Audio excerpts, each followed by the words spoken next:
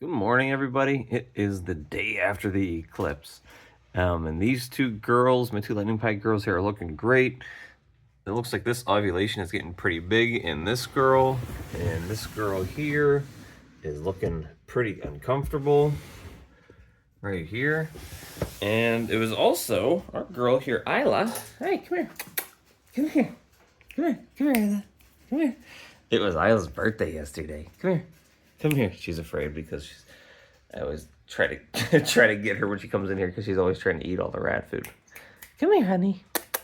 She always tries to get the when the rats like throw like the food and stuff out of the front of the rat cages. Hi, Isla. She is a Wheaten Terrier, but she, as you can see, she has coconut chips in her beard. So it was her birthday. She just turned 3 years old yesterday too.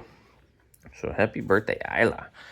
So yeah, we went to go. So we're in Pittsburgh. We drove like 2 hours, like kind of northwest, over into Ohio to see the eclipse. And if you didn't see my posts from yesterday, I posted a photo on Instagram and I posted a short video on Instagram and YouTube and TikTok of the eclipse. It was really cool.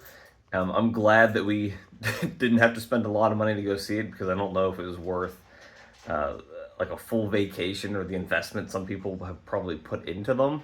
But I'm really glad that we took the effort to leave Pittsburgh and drive a few hours to go see it because it was really cool to see it. I guess the difference between seeing 99% of an eclipse and 100% totality of an eclipse is like night and day, and it was because everything leading up to totality, it just looked like, you know, your average run-of-the-mill eclipse. But like getting that 100% totality was really cool.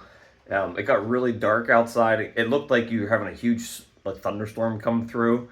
The temperature dropped pretty significantly. We started feeling like a 5 or 6 degree drop in temperature. It kind of felt like it got a little windier, but it was a beautiful day and it was an awesome experience. So we are very glad we did that. Today, I'm hoping that we get shipped. I have quite a few snakes that need to get shipped out, and weather's kind of stunk. This little guy here is getting shipped out, hopefully today. We have this little guy here, this black axanthic male. I need to ship out. Let's see. I put a bunch of snakes together yesterday for pairing, and I don't know, these two, I don't know if they're locked or not. They've been cuddling. I can't confirm a lock in here, but this is my OD pied het DG and my super OD DG het pied female. Can't see a lock in there. They're not locked, but they've been cuddling in there, and I'm hoping at some point they actually do lock up. So this is the female that I had. They're not locked right now, it looks like, but this is the female that I had been breeding forever that was just not growing follicles. And she was bred to a proven male last year. There were 6 locks in there, but she has not produced anything in an entire year. This male actually did have a lock with her yesterday, so she's a leopard, firefly, clown het pied, possible OD, and I think she will prove out OD. He's a super OD YB fire clown pied. Obviously, there's that possibility of super fires in there, although I'm hoping I just kind of luck out and don't get that. But I'm just trying to get her to go at this point, and the other clown pied male was not doing anything for me, so I think it was time to just put in a different male and see if I get any better luck with him. So let's keep our fingers crossed that actually gets her over the hump there. This male, I mean, this looks a little better for him. This is my like 4 or 5 gene confusion double het DG clown male that has not done anything for me yet. This is a pastel DG female that bred for me last year. So I'm just trying to get him to go, and hopefully, you know, we make some 4 or 5 gene DGs with this pairing. Who else did we get here? I have this female here. She's a pied het ultra male. I've had like 2 locks with her with my proven ultra male het pied male. Obviously trying to make ultra pieds, but like there's really been no follicle growth. She's had like two locks. So what I did is I took my mystery Riddler male here. He's a double het ultrapide, to see if that does anything. This is the first time he's been with a female. I did not see any locks though, but there he is, just kind of hanging out back there. Let's see. This male here, let's see, no lock. He has not locked with anybody yet either. That's my black pastel red stripe cypress leopard, possible yellow belly and redhead clown male. And this is just a pastel clown het pied. I have a few clown het pied females that I'm trying to get up to size, or bred, because they're all ready to go. Let's check. I made this girl, I kind of highlighted a little bit yesterday in the video, talking about how her follicles looked like they were growing pretty fast. And as you can see, she's kind of over here on the cool side. I mean, it's a loose bowl wrap, but it's still kind of a bowl wrap. She's been hanging out up here. As you can see, she's looking kind of thick. So yeah, I'm expecting her to hopefully go, pretty soon. Let's see. And then back over here, we have this girl. She is due to lay about, what day is today? The 9th. So about 2 weeks or so. She's due to lay. And then a couple days after her, the ultramel girl here is due to lay as well. So we have quite a few clutches due. Hoping for some new locks here. I'm getting to the point where I have 1, 2, 3, 4, 5. I'm trying to think of like all the females that I have that are like kind of at the point now where I can start pairing them up. This is a hypo pinstripe double het clown pied female that is basically at breeding size or ready to go. I'm trying to get some more meals into them just to make sure they're bigger. This is a pinstripe clown pied het hypo. These girls are all from Chimera. Here's another clown pied female who, luckily, she's stuck on frozen thawed, whereas the other ones didn't. She's a clown pied. She's close to being ready to go. And this is one of my favorites, pinstripe hypopide, that I'm gonna work into my hypopide project there. She's just about ready to go because she's eating like a pig. And let me get this male out. So this is my better of the two hypopides because he has more pattern. Let me get him out here. So these are those two males that I bred last year. This is one of them, obviously. Get him in the light over here. So this is the black-eyed leopard Mojave, hypopide, posset black axanthic. Obviously, I can't wait to be able to prove that out. So these guys are obviously, I'm hoping to get these basically pinstripe and Enchi or pretty high pattern, low white pied genes. So as you can see here, he's very high white, but these colors are pretty stinking cool on him.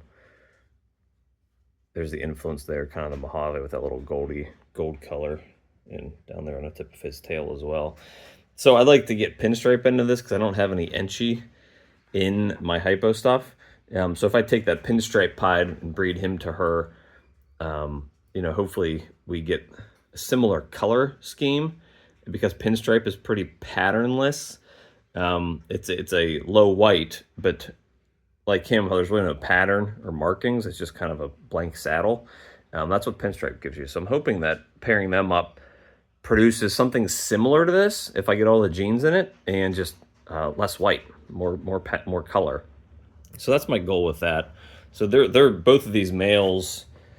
I think they were born over the summer, so they're both close to a year old at this point. They're both pretty much at breeding size at this point, and I haven't checked them for plugs, but I would assume they're both ready to go, judging by their size, because they've basically always been fantastic eaters. They've never given me any issues with food. So I'm thinking they're probably both ready to go at this point, so I could really put them in any projects. I'm also going to breed them, and at this point, they might be ready to go. I have my two black axanthic females that bred earlier in the year last year, so I can prove them out, because black axanthic tests still aren't available. So I'm probably going to take one of each of those males and each breed them to one of each of those black axanthic females, trying to prove out black axanthic.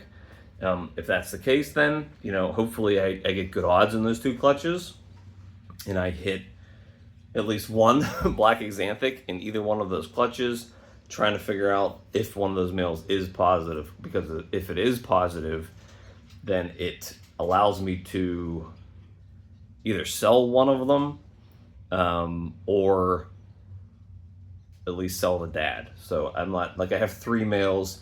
They basically all have the same genes, but I don't need to keep them all, especially if these 2 prove out, because the dad's just a triple het. These 2 would be double visual single het, which obviously makes your odds of hitting any snakes in those clutches fantastic. And by the time the females that I have from that project are ready to breed, I have 1, 2, 3, 4 females, 3 of which are visual black axanthic. And I'll be able to test those for hypo and pied, because they're past that hypo and pied. I can at the very least test those for hypo and pied. One of them has to be hypo or pied or both. So, but I think I only have 4 females that I was able to hold back last year that were recessive visuals. So, you know, there's a lot going on with that project here.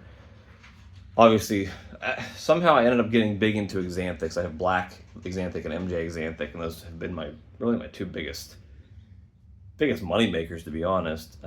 So I'm diving into that more, layering on more recessives, trying to get it into more projects.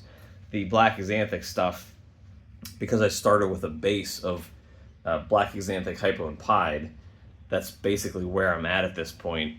And then as far as the MJ stuff goes, obviously it's lightning pieds, but I have clown working that as well. So my quickest paths to triple recessives with both of those projects are lightning clown pieds, which I mean I could still potentially hit this year, because the parents they're both triple recessive animals. But I also have quite a few females that are huge from that project that I bred last year that I can breed back into it this year to try to hit that. And then the triple recessive, the black axanthic hypopieds, I probably won't hit any this year, because I don't think any of my females will be ready, but next year it's potential that I can hit them. So those are probably my 2 closest paths to triple recessives. I do have a female pied double het DG clown, and I have a male triple het DG pied clown.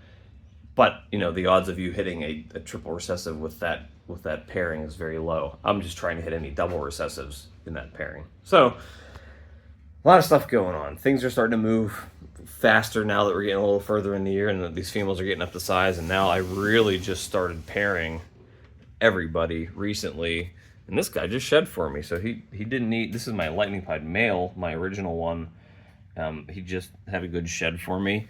He's a mouser, unfortunately, but he seems to like religiously be eating mice. So that's the original male that produced them. I don't know what I'm pairing him to this year. I'm thinking of maybe just some of my like plain Jane DGs to try to get into a lightning pied DG, maybe some clown stuff from one of the clown pied females. But I'm already working that project, so actually probably not. It's probably going to be trying to get into a DG at this point. So that is it for today. I need to start getting back to work here. But hopefully you guys enjoyed the video, and we will see you tomorrow.